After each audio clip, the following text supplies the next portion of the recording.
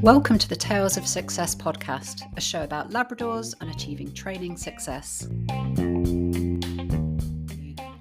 Hello, everyone, and welcome back to the Tales of Success podcast with me, Vicky Sharp. In this episode, I want to talk to you about the process of training a Labrador and why we need to get away from our desire for convenience and total perfection. We live in this world where things can happen really quickly. We seem to have everything we could ever need on hand or available at the click of a button sometimes. We love that convenience. We like the speed, the reliability of the way that we shop and we consume things in our lives. As humans, we often browse the internet, we listen to the radio and podcasts, and we watch TV. Big companies know that they have a captive audience. And because of that, they can start to target their product or their idea to their dream customer with total ease, and they get that product in front of you really quickly. Now, I bet lots of you already do this. I want you to imagine you're sat on your sofa watching TV and browsing Instagram or Facebook on your phone, and suddenly you see a post or an advert for a new product. It might be a bit of tech that's going to make your life easier, or some bit of equipment for your home, which is guaranteed to look really good and impress any visitors that you get. In your head, you go through a process which allows you to make the decision that you need this item in your life and that you must have it right away. You already have your buying device in your hand. You can use that mobile phone to go to a website, click a few buttons to pop the item in your basket. And then it's time to make payment. Totally seamless and easy because the card details that you're going to use are already stored in your phone. Next stage is to arrange delivery. Again, this is really easy because all of the delivery details are already stored in your phone, and the retailer then gives you an option of 24-hour guaranteed delivery. Absolutely amazing. You can now have this incredible new product, this bit of tech in your life to impress your friends in just 24 hours. Job done. All you've got to do now is sit back, relax, carry on watching your favorite TV program, knowing full well that behind the scenes your product is being packed, it's being shipped, and it'll soon be in your home. I'm going to guess that almost everyone listening to this has done that at some point, and you probably do it several times a week. I know I do, and quite often at sort of 11 o'clock at night, I'll be sat in front of the TV just watching some rubbish. And suddenly I'll remember that we're out of dog food or out of kitchen cleaner or something else really boring and mundane. And within 30 seconds of remembering that, I've opened my app on my phone, I've gone to Amazon, I've clicked literally 2 buttons, and then 12 hours later, my product arrives at my door. We've learned that total convenience is available and that we can get what we want really quickly. Us humans have learned that things can happen quickly, easily, and with a huge amount of convenience. Dog ownership isn't too different for some people. They see their family members, 8-year-old Labrador, walking beautifully and enjoying weekends in the countryside, and they want a piece of that. They want to experience all of the great bits about owning a dog because that's what they see. They see how much fun that is involved and they can visualize how their life could be if they had a dog too. And that's brilliant. Honestly, I am all for getting a dog if you're committed to it and you have done your homework. And I know that 99% of all people out there will do exactly that. They will do their homework and it's the right decision to make. So once that decision has been made to get a new dog, we want the same convenience that we've been accustomed to in other parts of our life. And technology gives us that to some extent. If you've made the decision to get a new puppy, chances are the first stop is to check out a web page on your mobile phone. And that might be a web page that advertises puppies for sale. And a matter of days or weeks later, you've been to see a puppy, you've contacted the breeder. This amazing 4-legged bundle of teeth and fur arrives in your home and the fun really starts to begin. And this is the point where the challenges really start, and our human brains and familiarity with quick, convenient results must come to an abrupt stop. Developing a puppy into a well-mannered part of the family is definitely not a quick process. It's not an easy process, and it's not likely to be something that you find overly convenient, particularly if you love a nice, tidy house and you have a busy, hectic schedule. Getting what you want from your Labrador takes considerably longer than we have become accustomed to, and it can be a really long process with loads of ups and downs along the road. In actual fact, you may never get to the point where you have your ideal dream dog. And that's because all are really unique. They've got individual characters and they all have their own little quirks.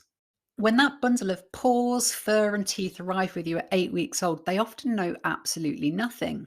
And that's not because they're being a little bit simple, it's just because they've only been in the world for a matter of weeks. And it's now the human's job to guide them through every single aspect of their new life in a human household.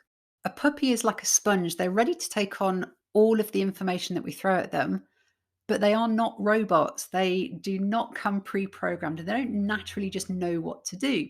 So we have to let them experience every single part of life, experience every new sight, smell, and sound because they don't yet know what is good or what is bad. For our Labradors to learn anything, they need to be shown and they need to be guided. They then need repetition, they need practice, and a huge amount of consistency to form a habit.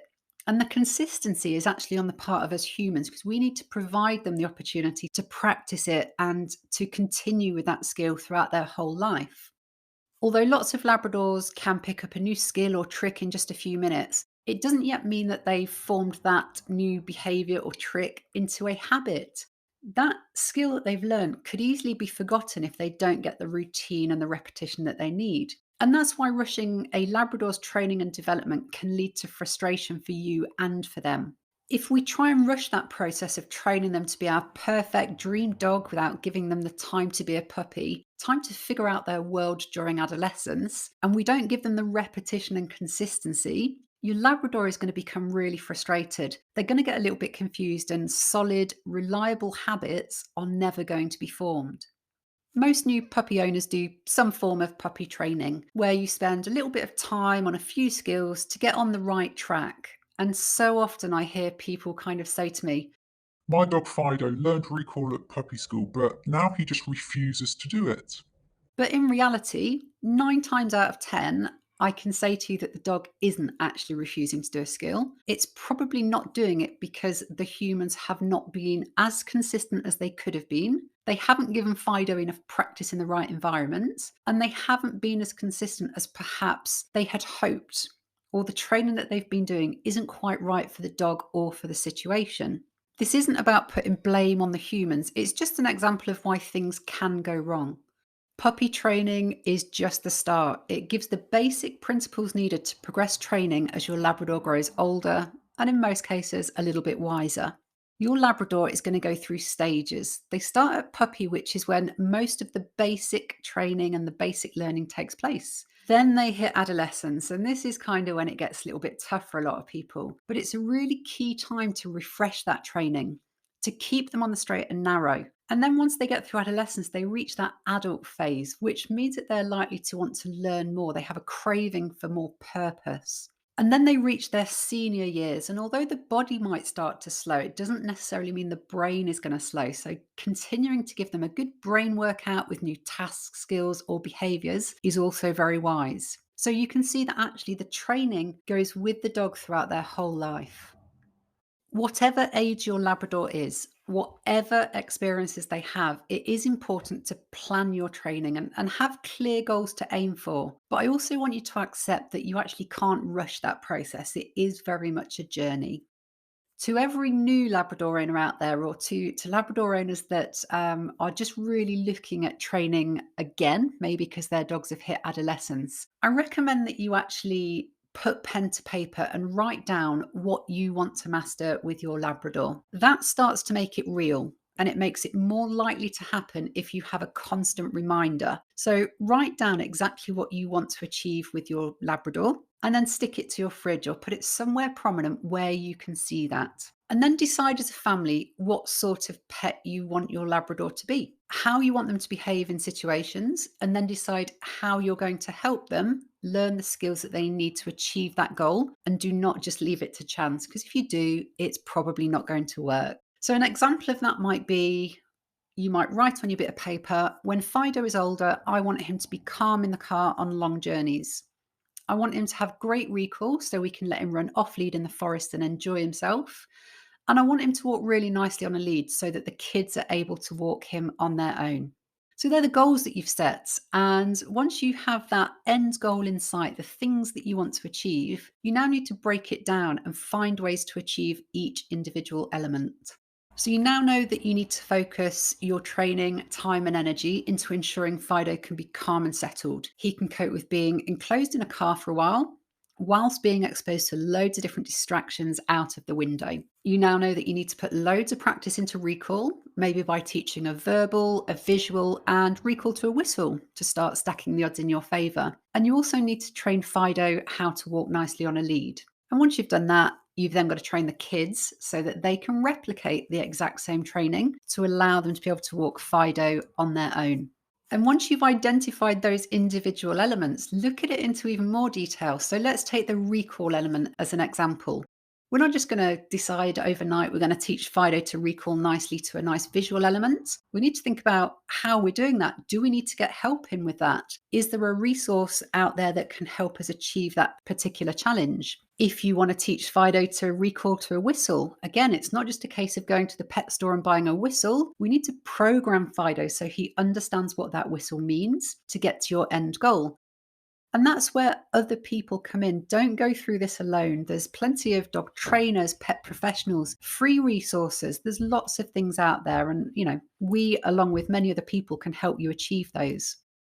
The journey from cute puppy to ideal family pet will be long. It will be challenging, particularly if you don't have a plan or end goal to aim for. So, really do have that end goal and go for it. But when you do that, I do encourage you to make the training journey fun and take it slowly to get lasting results. Just one step at a time is all that's needed. Don't worry about how long it's going to take you to complete all of the steps of the training process. Just stay focused on what is directly in front of you and get good at the stage that you're at, or get good at the skill that you're currently working on. And remember that training is very much a process. It's not an event. It's not something that you're going to do once in your dog's life. It's something that's going to continue almost daily throughout their whole life, depending on what you're trying to teach them. However you do it, I want you to have a lot of fun with your Labrador. After all, that is why you brought them into your life. And commit to guiding them in the right direction for their entire life with you. Labradors need mental stimulation. They need purpose and they need a job to do. And that's why the learning will never, ever stop for them. I really do hope that that has been of use to you. And if you think others would benefit from hearing our podcasts, I'd love it if you could leave a little comment and subscribe. And if you do have any friends who would benefit, please feel free to share with them.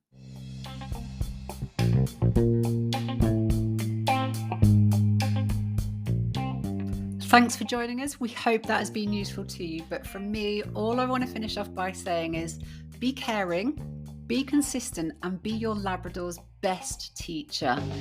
I'll catch you on the next episode.